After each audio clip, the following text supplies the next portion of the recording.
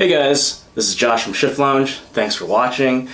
So hopefully everyone is enjoying their quarantine still. I think we're in here until at least the middle of May, maybe end of May. I don't even know at this point. I've stopped shaving. I don't care if I look homeless and I'm Asian. Although I don't think there really are any homeless Asians, are there? I don't know. Like Chris Rock says, there's no homeless Asians or homeless gays. Anyways, what I wanted to speak about today is the C5 Z06 and if the car is still relevant today in 2020 and beyond. And the short answer is yes. So there you go. End of video. We're done. That's all we need to know here. So yeah, the car is definitely still relevant here today. It's a great platform for starting out and building a car. It's it's a great track car. Some of the things that make it so good, a lot of people don't really think about it now, because I mean the C5 Z06 first came out in 2001, and then obviously 02 had the power bump up in power. Then the 04 the 50th anniversary edition, all that sort of fun stuff. But no one really remembers or thinks about it, at least at the time when the car came out. It was a pretty badass car, and one of the first times that GM really had something out there that could actually really compete with a lot of the other the other foreign cars.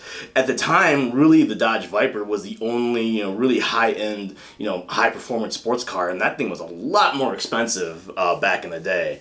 And I don't know if this is true, so don't flame me or anything like that, but from what I've heard in the past is that GM actually, the way the C5 Z06 came about is they were actually looking at possible ways of making a cheaper version of the C5. So, I mean, hence we got the FRCs, which are actually pretty cool, but they didn't really save a whole lot of money, so they were looking for other cost savings ways. But then a group of engineers said, we're like, no, we don't want to do that. We don't want to, kill the name of the brand. So they actually, on their own, on the side, started, developing and looking at possible ways to make the C5 Z06, kind of bring that back around, because there was one long ago, but it was much more expensive than the regular Corvette at the time, so they sort of shelved it. But then these engineers came out with something that was really great. And then when you think about back in the early 2000s, how fast cars were. I mean, these things were ripping, like low 12s without, just right out of the box. And that's pretty, I mean, even in today's standards, that's pretty good performance. The other thing is you do get, at the very basic with the C5 Z06, you get, the LS6 in the, 01, I believe had 385 horsepower. Don't quote me on that one. I am not a C5Z expert. But then in 02, it got the bump up to 405. That one I do know. And, is just the suspension in all those cars was really good. And if you're just looking for something to kind of throw around the track or just make something just a lot more exciting than driving like your average Honda Civic or something like that out there, it is a great option. It didn't have really any known issues, so like my C6 Z06 has the heads issue, the C7 Z06 has the overheating issue. I'm sure the C8 Z06 when it comes out it's gonna be great, but I'm sure it's gonna have issues too. The C5 Z06 really didn't have any major issues. The only one that I've really heard a lot of people talk about, and again it's not a major deterrence, but the only sort of issue those cars have is the 01s I believe consumed a lot of oil. And again, that's a lot different than something like you're gonna pop your motor, shred your heads and things like that. So minor in the terms of major catastrophe, but still an issue. And the other thing is when you think about it, with how advanced technologically cars have gotten, the C5 Z06 is a really simple car. There's just so much known about a small block Chevy, just push rod engines in general. Like they're so easy to get people to work on. You can take them anywhere. You don't have to go. I mean, you still can, but you don't have to take them to all these like specialty shops.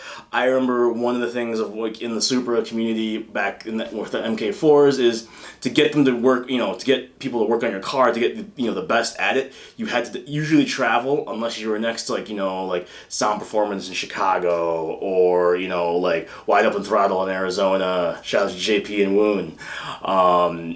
Powerhouse down in Texas. Things like that, and it wasn't always the easiest thing to do. Versus like in my area up here, just for working on like, you know, pushrod V8s, there's so many, even within just like a 30-mile radius, it's ridiculous. And that just kind of goes for everywhere in the US. There's always going to be shops to work on small block Chevys. So again, this, you know, wanted to kind of focus on the C5 Z06, but just that's part of why it's such a good platform is it's cheap, it's reliable, and it is really simple to work on. So I don't know, you know, what else you would really want in a, you know, a car that's trying to, you know, get a lot of performance out of it without actually, you know, like breaking the bank. I mean, the only thing about it that I guess there's two things that I'm really not a huge fan of. Is like, the one is the pop-up headlights, and it's weird because from what I hear, a lot of people are fans of the pop-up headlights, and people were actually really upset when the C6 went away from the pop-up headlights. I think pop-up headlights, they look a little dated. It's not enough to make me not want the car, but it's something that I wish, you know, if I were going to be designing a car in, you know, 2020, it does look a little dated. Which is also then kind of the second thing with the C5 Z06 is the interior is pretty bad. That was not an era of great interiors by GM.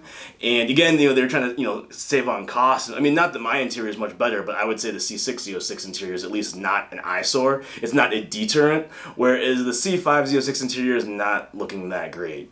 But again, both those things I mentioned are more just your own personal taste. You really aren't going to get much better value for a performance car than, you know, the C5 Z06. It's, you know, yeah, you're not going to go to, you know, Texas 2K and do much with it.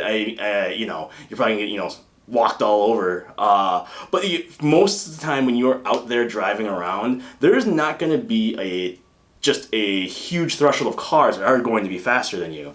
I mean, low 12s, you know, high 11s, whatever, you know, you can put, you know, put that car, you know, in through its paces, it's still going to be a pretty quick car. Yeah, there's a lot of cars out there that are faster than it now, but if you look at the cost, like right now, I was just looking before I did this video, and just in my area, within a 30-mile radius, there were multiple C5 Z06s that were in, you know, at least they appeared to be in good shape, clean title at least, and all of them had like over 100,000 miles or over, but none of them were listed at over $15,000. And I don't know what other car you can get that looks that good and has the just aftermarket support and only spend $15,000. So for me, I think that it's also kind of bottomed out as far as price. I don't think it's going to drop down very much lower. So I think, you know, if you can snag one up between the 10 to 15 grand, you're going to have yourself a pretty nice car. So that's kind of just all I wanted to talk about today. Again, we're all in quarantine, so it's weird the kind of things you think about to talk about. But yeah, I'm a big fan of the C5 Z06. I considered one when I was looking at doing more kind of autocross. Then I saw the costs associated with autocross. I'm like, yeah, I don't think so. That's pretty expensive in just tires alone. So I will stick to drag racing and highway pulls. But other than that, appreciate you guys watching the video. Hopefully everyone is staying safe and healthy, and we will see you next time.